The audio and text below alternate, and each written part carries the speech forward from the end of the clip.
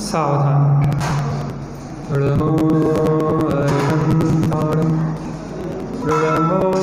सिद्धाणं ऋणमो आदरीयाणं ऋणमो छायाणं ऋणमो लोये सर्वसागरं नमः समय साराय शानुभूत्या चकासते चित्स्वभावाय भावाय सर्वभावान्तरचिते इसमें सदा प्रतिवंत बन इसमें सदा संतुष्ट रे इसमें ही हो तो त्रत उत्तम सौख्य हो जिससे मुझे।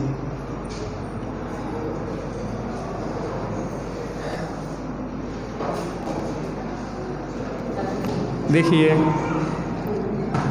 थोड़ा उपयोग को एकाग्र करें, थोड़ी विषय को सूक्ष्मता से विचार करेंगे। सुबह का समय है और कुछ सूक्ष्म बात हो सकती है, शाम का समय रहता है, उपयोग स्थूल होता है, इसलिए अपन सामान्य चर्चा करते हैं। बहुत सारे लोगों ने यह प्रश्न किया कि स्वानुभव कैसे हो। देखो, मैंने पहले एक आपको घटना बताई थी, पुनः उसका स्मरण आता है। हम सब लोग बहुत कुछ करते हैं लेकिन पाते कुछ नहीं है।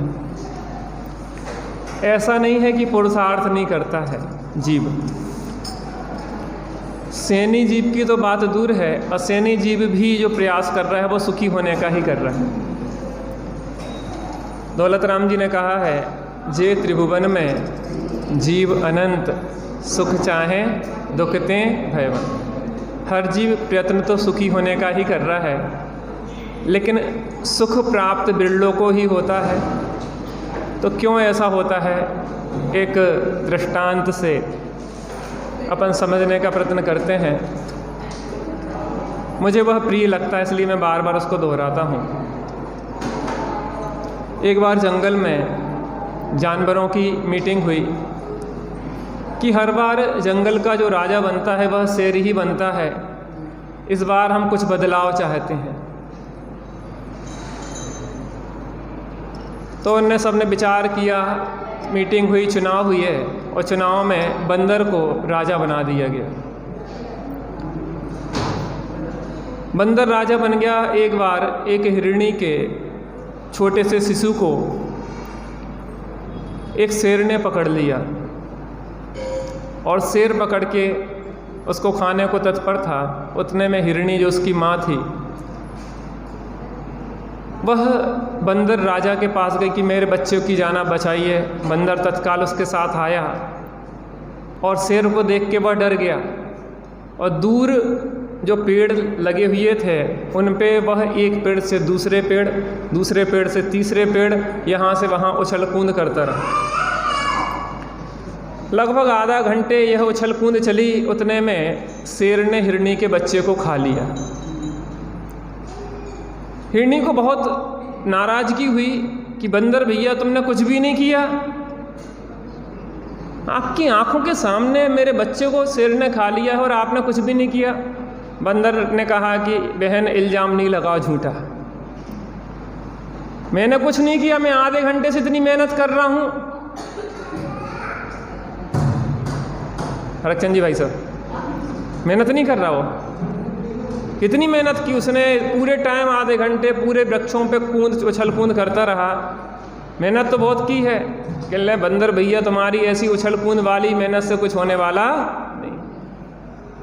जहाँ पुरुषार्थ करना था वहाँ तो तुमने पुरुषार्थ किया नहीं और दूर बैठे उछल कूद से मेरा बच्चा तो नहीं बचा। अब तुम उछल कूद करते रहो तो करते रहो। देखो, धर्म तो बहुत सीधा सच्चा सरल सुलभ है, लेकिन हमें वास्तविक धर्म की खबर न होने से हमारे जो भी क्रियाएं हैं वह बंदर की उछल कूद से ज़्यादा सिद्ध नहीं होती। उसका प्रमाण यह है कि अनादि काल से हमने सुख की ही खोज की है नाना पर्यायों में जाके, उसके बाद भी हमें सुख मिला कि नहीं मिला? अपन ही गाते हैं कि मुझको न मिला सुख क्षण भर भी कंचन कामिनी प्रासद। थोड़ा सा अपन शांति से विचार करते हैं। प्रातः काल का समय है, कुछ गहरी चर्चा हो। त्यागी जी करते हैं, वो तो हम यहाँ भूमिका के लिए इसलिए बैठे कि लोग इकट्ठे तो हो जाएं। शाम को भी इसलिए बैठते कि लोग इकट्ठे हो जाएं, फिर आपसे मिले। लेकिन थोड़ी अपन भूमिका बनाते हैं, समय सार की भूमिका। स्वानुभव। लोगों का प्रश्न है कि स्वानुभव कैसे करें, आत्मा का अनुभव कैसे करें, क्योंकि हर प्राणी दुखी है। अपन दुखी हैं कि सुखी हैं? दुखी हैं कि सुखी हैं? दुखी है। तो सुखी होना कि नहीं होना? होना है। यहाँ पे एक स्वानुभव नाम की पुस्तक मुझे मिली। यद्यपि इसमें लेखक का नाम तो नहीं है, लेकिन जहाँ तक इसकी शैली को देख के पंडित बाबूलाल जी दिल्ली के द्वारा लिखित यह पुस्तक समझ में आती है। और बहुत ही मार्मिक विषय इसमें लिए गए हैं स्वानुभव संबंधी। तो अपन यहाँ पे प्रारंभ करते हैं। स्वानुभव, स्वा धन अनुभव, दो शब्दों से बना है। स्व माने अपना स्वशुद्धात्मा, और अनुभव माने उस स्वशुद्धात्मा की अनुभूति। काम कोई कठिन नहीं है, काम सहज और सुलभ है। अनभ्यास के कारण कठिन लगता है। नट को अभ्यास हो जाता है तो एक पतली सी रस्सी पे वह चलना सीख जाता है, और अनभ्यासी लोग समतल भूमि पे भी नहीं चल पाते और गिर जाते हैं। बात तो अभ्यास की। स्वानुभव की कला जैसे एक बार आ जाती है, जैसे अंतर का एक बार मार्ग मिल जाता है डूबने का, उसके लिए खेल हो जाता है। इसको बंद कर दो बाहर की आवाज़। उसके लिए खेल हो जाता है। सूरज की गर्मी से जलते हुए तन को मिल जाए तरवर की छाया, ऐसा ही सुख मेरे मन को मिला है मैं जब से शरण तेरी आया मेरे राम। आत्मा राम की शरण एक बार जो प्राप्त करता है, जैसे गर्मी में तपता हुआ कोई मनुष्य को एक तरुवर की छाया मिलती तो शीतलता मिलती है, ऐसी कसायों की गर्मी में जलता हुआ संसार, और जिसको अंदर में अपने चैतन्य सरोवर, चेतन रूपी वृक्ष की छाया मिलती है, उसके जीवन में शांति शांति और शांति छा जाती है। सब आकुलता एक क्षण में नष्ट हो जाती है। जब व्यक्ति लोक में थक जाता है तो अपनी घर की ओर दौड़ता है। अब कहाँ चलो अपन? चलो घर चले। लेकिन हमें नहीं आती है याद कि हम थक गए हैं संसार में भटकते भटकते, अब तो घर चले। लगता कि नहीं लगता घर चलने का, कि इसी उधेड़बुन में लगे रहना अपन को? एक बार देख लो रास्ता, फिर तो खेल है। उपयोग बाहर से थकेगा तो अंदर में डूबेगा, और कोई सहारा ही नहीं है उसको। जिसके लक्ष्यगत करने से जन्म मरण मिट जाए, ऐसी यह अलौकिक बात है। जिसको लक्ष्य करने से, जो जन्म मरण का चक्र है हमारा, भव भ्रमण है, एक क्षण में मिट जाता है। एक क्षण में माने अंदर में जहाँ देखा वहाँ तो भव है ही नहीं। भव से रहित भगवान अंतर माही दिखाया, भगवान होने का सहज विश्वास जगाया। अंदर में देखो तो भाव है ही नहीं। अंदर में मनुष्य त्रियंच देव और नार की भाव नहीं है, 4 गति 84 लाख योनियां नहीं है,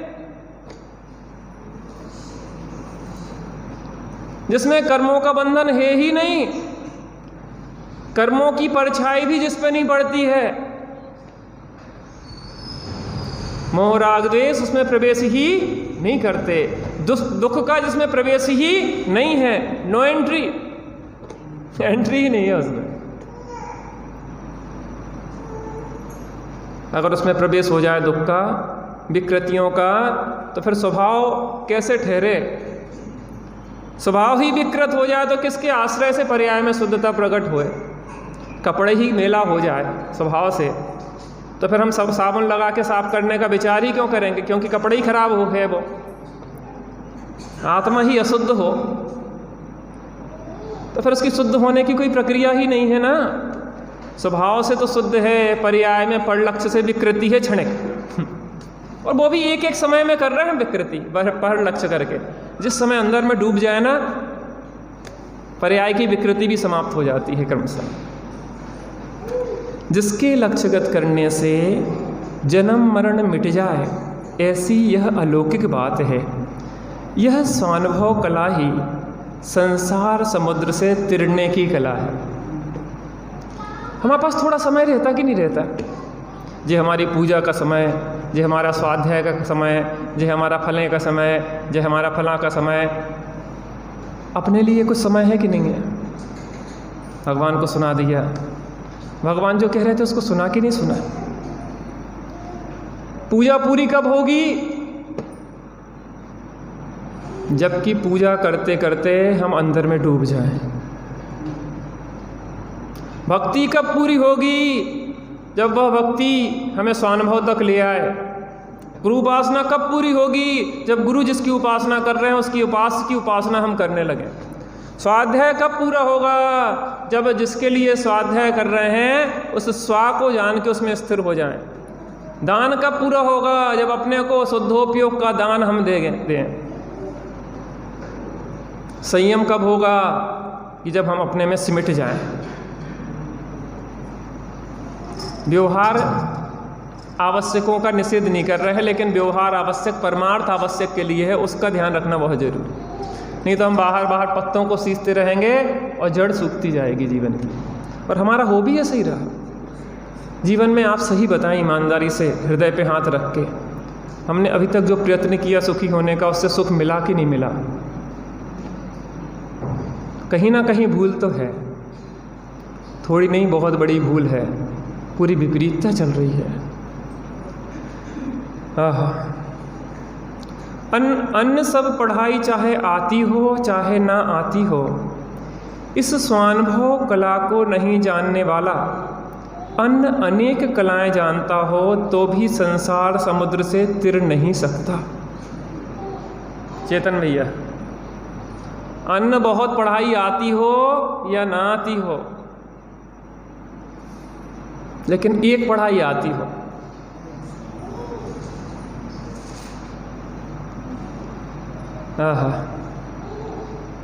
अनेक कलाएं हैं, अनेक विद्याएं हैं, लेकिन स्वानुभव की कला ही उनमें श्रेष्ठ है। एक स्वानुभव की विद्या ही सीखने लायक है। आज हम बच्चों को देखते हैं, जो युवा हैं हमारे यहाँ, तो वास्तव में बहुत अच्छे हैं, बाहर तो ढूंढे नहीं मिलते। इतने नए नए बच्चे बैठते हैं स्वाध्याय में और रुचि से बैठते हैं। शाम को 7 बजे आते हैं और 9:30 पौने 10 बजे तक यहाँ बैठे रहते हैं। ये एक पंचम काल का आश्चर्य है। आज यहाँ भी आप बैठ गए हैं, उसके बाद त्यागी साहब का स्वाध्याय के बाद आप लोग जाएंगे। लेकिन बेटा इतने मात्र से काम नहीं चलेगा, इससे कुछ आगे भी बढ़ना होगा। इस आयोजन का कुछ प्रयोजन है और वह है स्वानुभव। उस स्वानुभव तक हम पहुँचे। मोक्ष के लिए उसकी एक भी कला काम नहीं आती। कौन सी कला?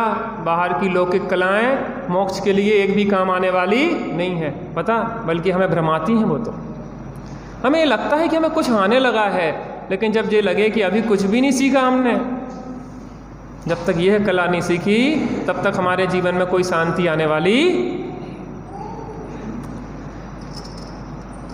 और स्वानुभव की एक कला को जानने वाला अन्य कलाएं कदाचित ना भी जानता हो तो भी अनुभव के बल से वह संसार को तिर जाएगा।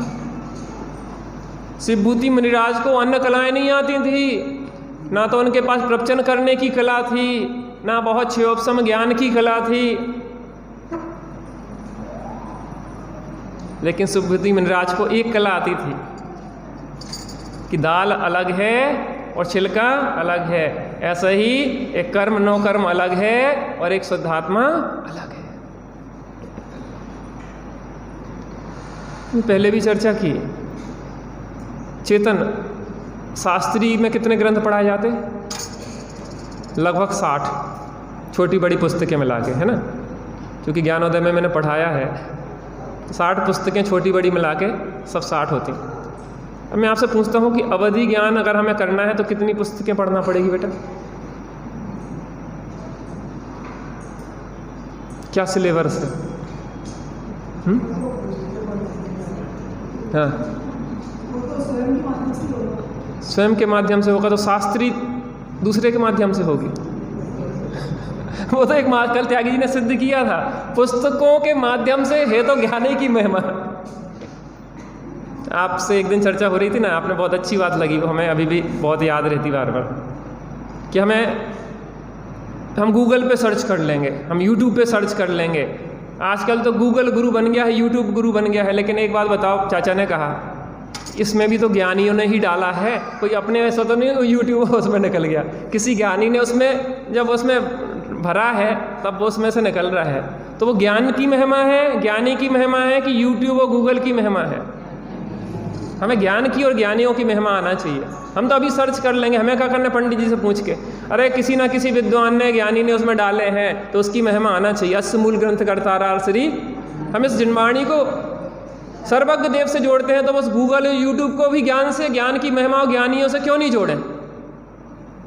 उसकी महिमा आदि, अरे गजब हो गया। जो भी पूछना है, महत्वपूर्ण बात है, बड़े लोगों के अनुभव के लाभ लेना चाहिए। हमें इसका बहुत सौभाग्य मिला, जगह जगह जाते हैं तो बड़े लोगों से बहुत सीखने को मिलता है।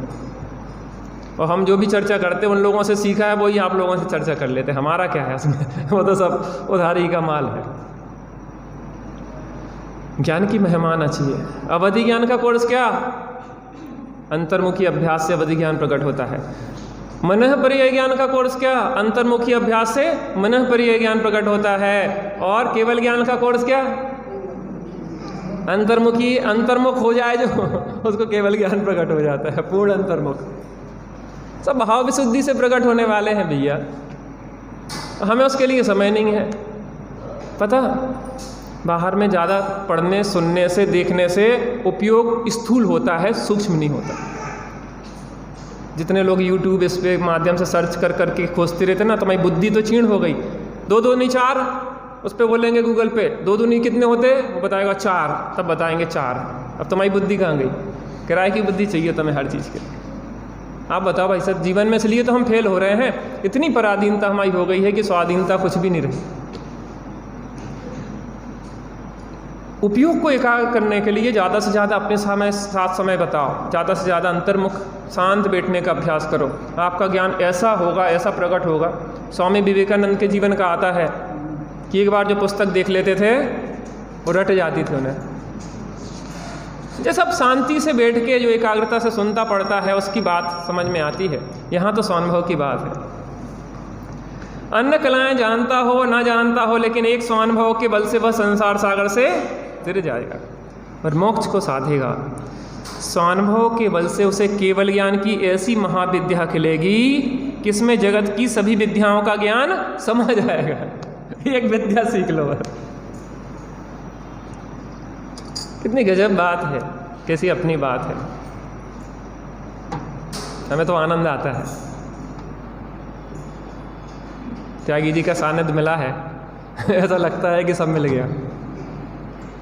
क्या करना अपन को इस कलिकाल में? वास्तव में कोई ज्ञानी मिल जाए। श्रीमद जी ने कहा कि तू तो एक ज्ञानी को खोज ले, बस तेरा काम हो गया।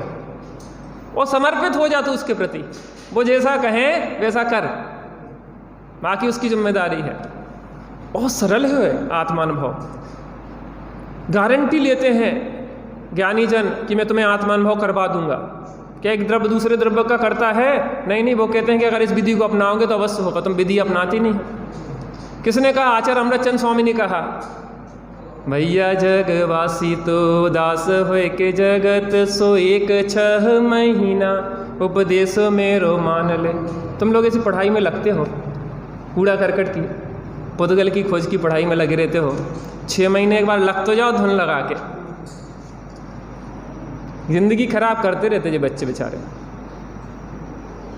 पंडित जी आप पढ़ाई का निषेध करते रहते, करें कि ना करें, तुम तो कर ही रहे, हमारे मना करवे पे भी कर रहे हैं, हम उसका पोषण क्या वो करें, हम 10 का पोषण करेंगे। भोग बंधन की कथा सिखाने की जरूरत है कि यहाँ बैठ के 4 वक्त मत का पढ़ रहे थे कल हम। वो कह रहे थे हम तो सब लोग क्रियाकांड में लगे हैं इसमें, तो हम तो आदमी को स्वतंत्र छोड़ना चाहते हैं। भोगों कहना भोगों की सिखाने की जरूरत क्या है, वे तो सीखे ही है, तुम क्या सिखा के कौन सी बड़ी बात कर रहे हैं। पढ़ाइयों की तो पढ़ाई में तो लगे ही है, जिंदगी खपाई रहे।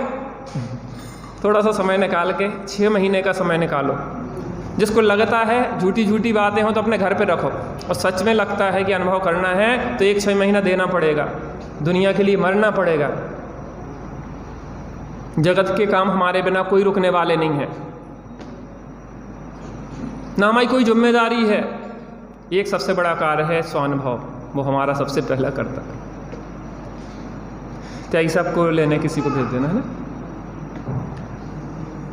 हाँ भैया जगवासी तो दास होए के जगत सो, 1-6 महीना उपदेश मेरो मान ले। अमृतचंद स्वामी कह रहे हैं, और संकल्प विकल्प के विकार तज, बैठ के एकांत मन एक ठोर आन रे। तू ही सरोवर है, ताको तू ही है कमल, उसका कमल भी तू है। ताको तू ही मधुकर है, सुवास पहचान ले। कोई अलग अलग नहीं है, तू ही सरोवर है, तू ही कमल है, और तू ही बोला। एक बार बस क्या करो, उस सुवास को, उसकी सुगंध को पहचान लो। प्राप्ति न होए है कछु, ऐसो तू विचारत है, सही होए है प्राप्ति, स्वरूप यों ही जान। प्राप्ति नहीं होगी, कौन कहता है? अरे जिसकी प्राप्ति नहीं हो सकती उस व्यर्थ की चीज़ों में, परद्रव्य को तू अपना बनाने में लगा है, व्यर्थ की खोटे कार्य में, जो कभी हो नहीं सकता। अरे प्राप्त की प्राप्ति ना हो, ये कैसे हो सकता है? वो तो प्राप्त है। अरे आयु थोड़ी, बुद्धि अल्प, और श्रुत का तो पार नहीं है। क्या कह रहे? आयु थोड़ी है, बुद्धि अल्प है, श्रुत का तो पार नहीं है। अरे यहाँ तो श्रुत की बात कर रहे हैं, हम तो खोटी चीज़ों में लगे हैं। यूट्यूब का पार है क्या आपके?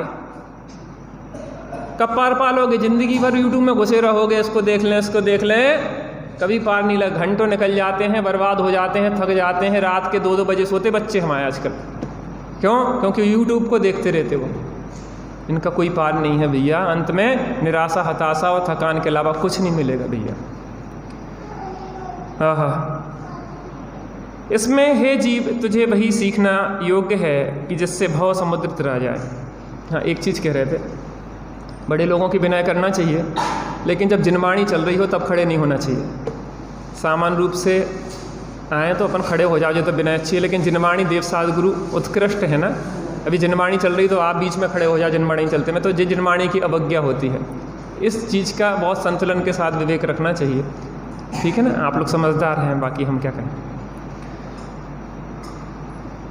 स्वानुभव, हाँ, अरे आयु थोड़ी है, बुद्धि अल्प, और श्रुत का तो पार नहीं है।